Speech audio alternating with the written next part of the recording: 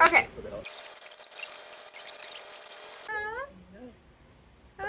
Yeah. Yeah. Okay, okay, okay, okay, okay.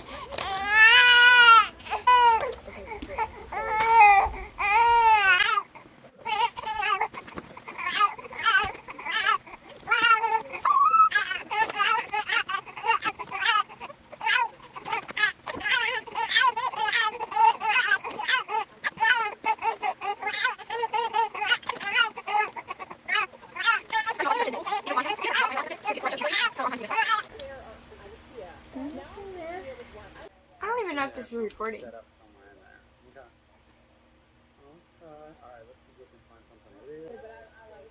I think it is recording. We got. I love my child. I love both my children. I do. Just got a FaceTime with my first child. So with my second child, I think Lincoln was about 3 to 5 months old. And, we were trying for him. Me and my husband broke up, obviously, and then when we come back, I was like, you know, I want to try for a baby. Why would I do that, knowing that we weren't off and on terms still after a year? Beats me, because I truly don't know why my thinking process was like that, but it was. So, I found out I was pregnant with my second. I didn't feel pregnant. Like with Lincoln, I had a thought that I was pregnant. I kind of, like, really kind of knew that I was pregnant with Lincoln. But with my second, like, I was like, I didn't believe that I was pregnant. And, you know, when you start having signs around, like, 4 weeks, I had no signs. None. No symptoms at all being pregnant. So, I'd look up, you know, when are you supposed to have signs of pregnancy, and it'd tell me around, you know, 13 weeks is the latest. So I was trying to hold off and wait. My first appointment, I think, was 9 weeks pregnant. So I come 9 weeks pregnant. It's time for my appointment, and I went.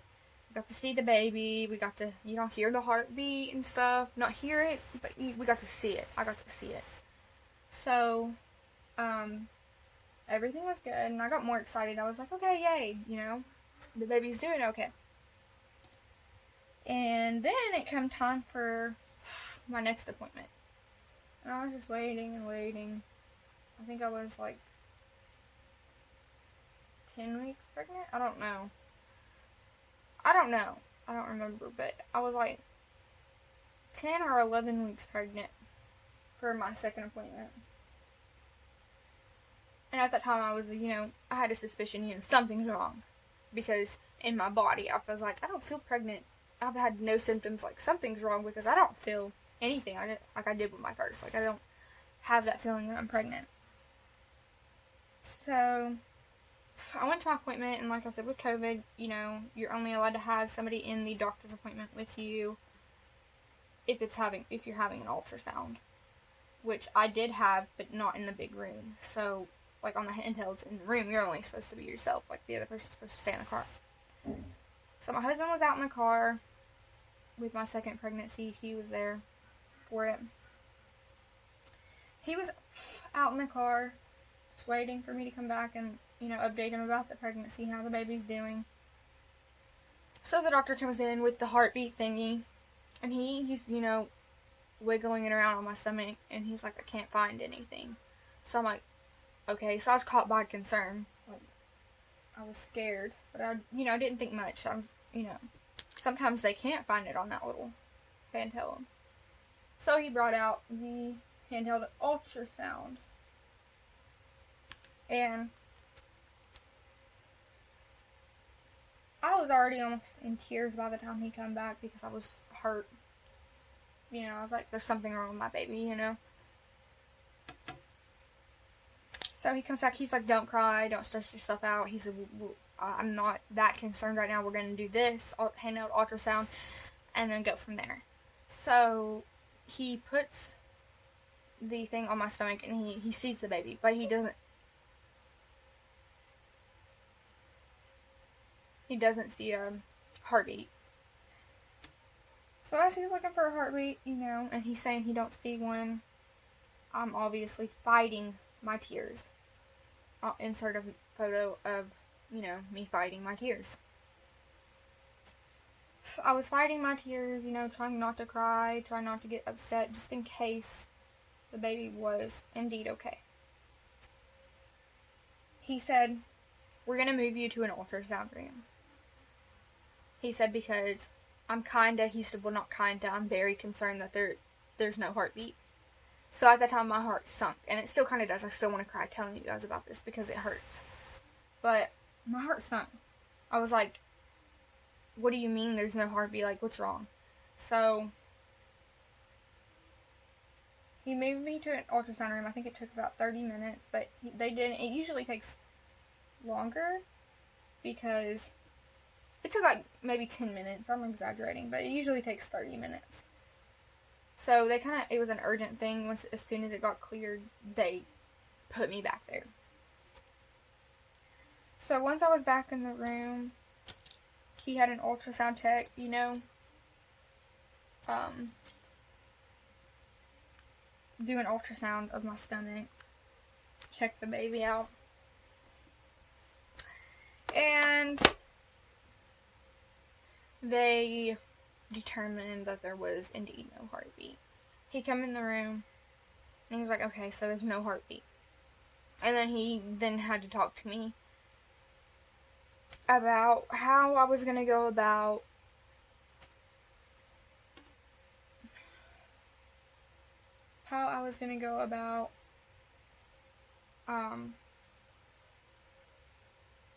removing the fetus, because if the fetus isn't alive, it can cause me to get very, very sick if it was to stay in. Your body does sometimes pass it on its own.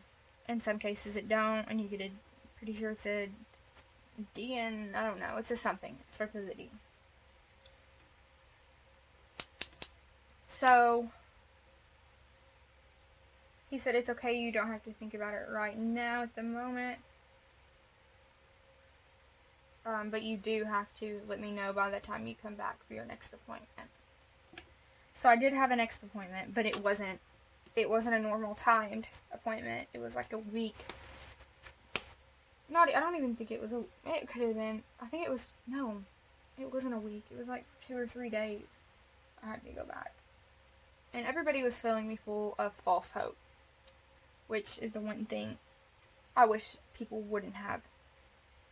They're like, yeah, we've been told that there's no heartbeat, and we went back and there was a heartbeat, you know. And I was like, okay, yeah, maybe my baby is okay. So I was like, you know, maybe everything is okay. I was still hurt, you know. Rewind, because I'm skipping too much. So when he came in and told me that, the nurse come in and she's like, do you have anyone out in the car? And I was like, yep. So he was out in the car, and I said, my boyfriend. I said, the baby's father. And she said, okay. So she went out, and she's like, do you want me to bring him in? And I said, yeah. So she went out and got him. And he said, we talked about this the other day, because like it's always been on my mind how his reaction was when the nurse actually came out to get him. He had told me, he's like, I kind of knew what was going on already, because she said, Rhonda needs you. Are you with Rhonda? Rhonda needs you. So when he come in, it was harder for me to keep everything together, because I felt like I had somebody I could release it to, and somebody would be there for me. So, he came in. He just looks at me and he's like, what's wrong? And then the doctor comes back in. He's speaking options with me. And obviously I'm fixing to bawl my eyes out. We get back to... And, pause on that for a minute, because you know how they say don't announce your pregnancy until you're 10 weeks pregnant? Because, some things might happen, and apparently it's bad juju or whatever. It's just superstition. Well, we were gonna wait But, like, I was 9 weeks, no, maybe before 9 weeks. I was probably 7 weeks pregnant. And I decided, you know what, let's go ahead and announce that I'm pregnant. So me and my mom did a photo shoot of me announcing that I was pregnant. And that's when everything happened. Do I believe the superstition? No, not really, because with both of my pregnancies, that did work out.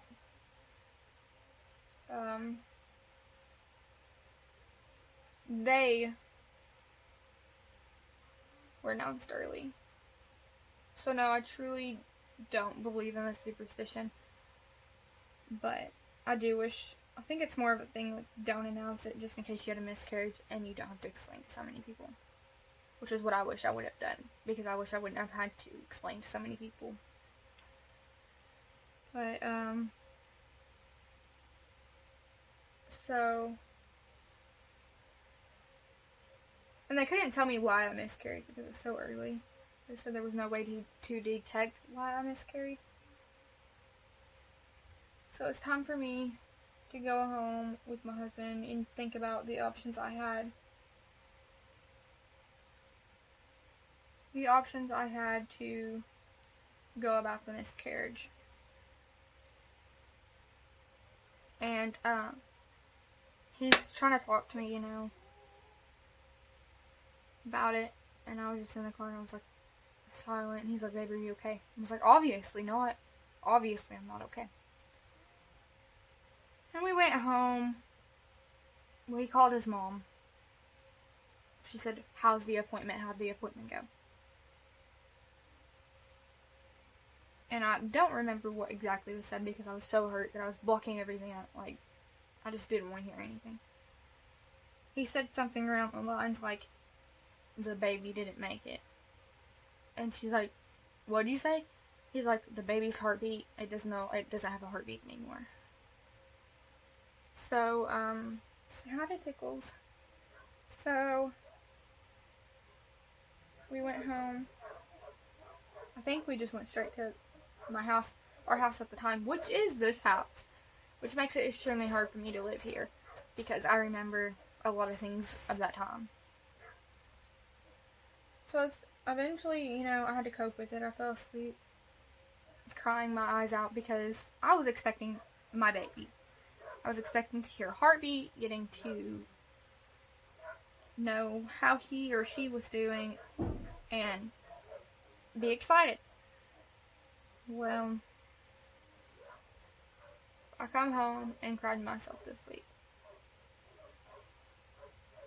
And I think this is when I started my sleep insomnia, or whatever it's called, because I do have that.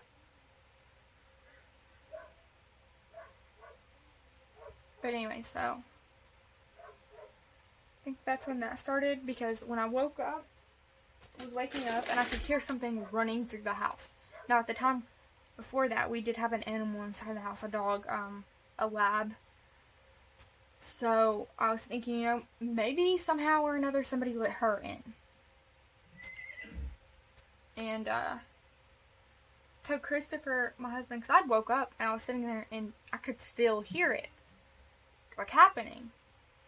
And I told my husband, I was like, get up and check the house. There's something in here. He's like, there's nothing in here. I said, I just heard something running through the house. Can you just check the house? Because we had a couch right here, blocking the other side of the floor. So I told him, I was like, just check the house. So he got up and he checked the house, and he's like, there was nothing in there. I said, okay, check upstairs. Because I thought if it wasn't a dog, if it wasn't something, it could have been a cat. So I was like, okay, so check upstairs. So he goes upstairs, he checks upstairs, and there wasn't nothing upstairs. I told him, I was like, I swear I heard something running. And my mom says that's a sign that my baby was having fun in heaven. But I swore up and down that there was something running through the house. And we went back to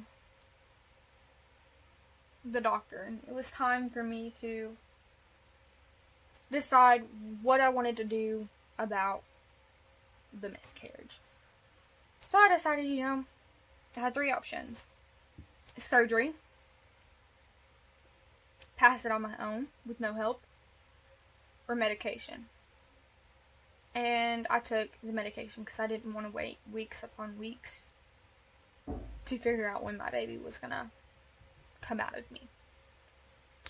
I was about 9 weeks. He said when I miscarried, he said that the heartbeat looked to stop, the baby stopped growing around 9 weeks. So my appointment must have been before 9 weeks, my first appointment did. He said it looked like my baby had stopped growing at 9 weeks. And there was no progress. Progress. But I chose the pill.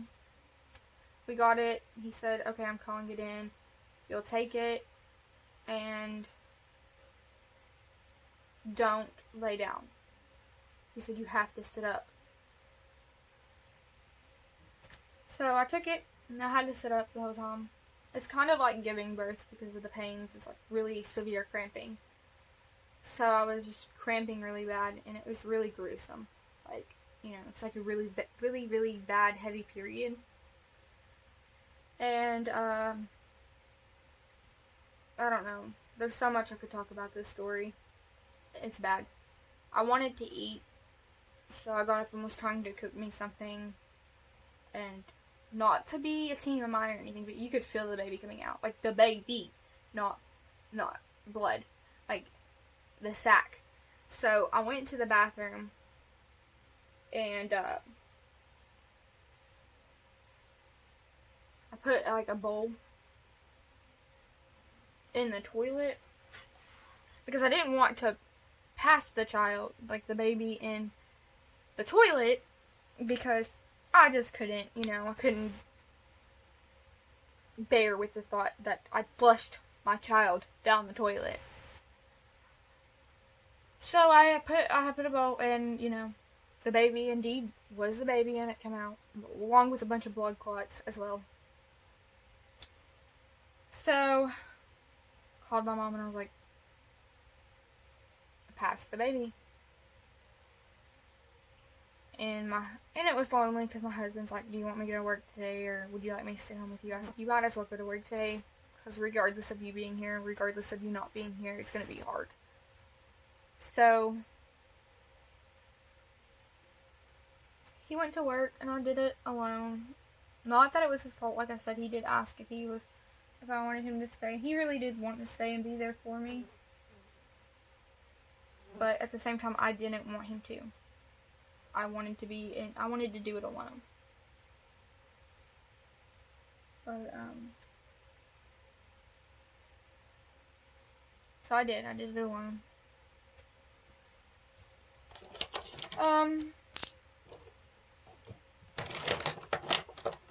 He came home to cooked spaghetti laying outside, because at the time we had a hot pan, or whatever you call it. It's one of the things you sit on your countertop and you cook on it. So,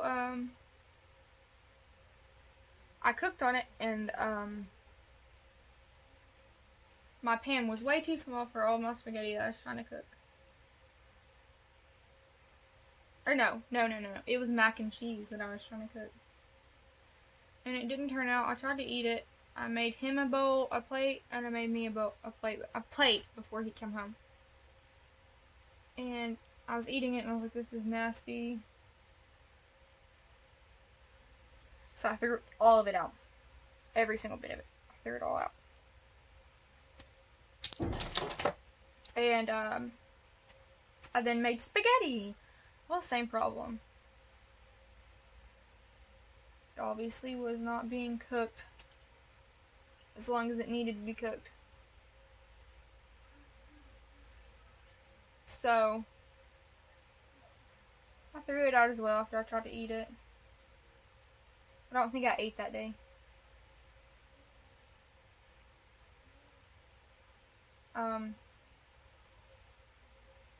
So I threw it out. Didn't eat it. I tried to cook. Didn't happen. I cleaned the house. I guess it was just things, you know, even though I was going through that day, it was just things that I was doing to try to keep my mind off of the fact that I for sure, indeed, was no longer pregnant. Because it made it all realistic. Once, you know, the baby's gone and out of my stomach, it made it realistic that I was no longer pregnant. So, I passed the baby, and that was that. And yeah, no, it wasn't easy. No, I didn't get over it. I still hurt from it. But did I cope with the feelings? Yes. I've coped with the fact that I have a child in heaven that I don't know if it was a she or he, that I didn't even have a gender reveal for. Have I coped? Yeah, I've coped. Am I over it? No. You never get over that sort of thing. You just don't. It's just the way it is. But not to get all sad and stuff, because I know where my baby's at. And I've got my rainbow baby over there in bed. And I've got my other child. So, am I upset? I'm hurt that I lost my child. But, am I blessed? Yes, I am blessed. Because I truly believe there was a reason that I miscarried. I don't know what the reason was, but I do know there was a reason. And then one day God will be able to tell me. And I will be able to understand exactly why it happened. Yeah, we're here today. And like I said, if you want to hear about why my first son's not here with me, comment down below. I'll leave that story time.